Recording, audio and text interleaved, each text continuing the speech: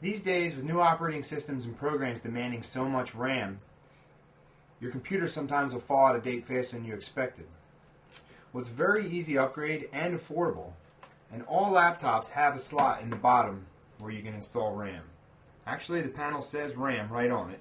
Again, I recommend getting a little case of these little screwdrivers. Go to Radio Shack, Best Buy, any little place, and they'll have these. You'll have them forever, and they're so handy to have. Unscrew the panel that says RAM. Make sure you check with your manufacturer you get the right RAM as well. You don't want to go putting the wrong RAM in. I already double checked, got the right RAM.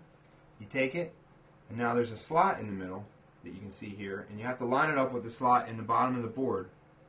Put it in on this angle here, push it in, and then push it down and you'll hear a clip. And there you have it. It's that simple.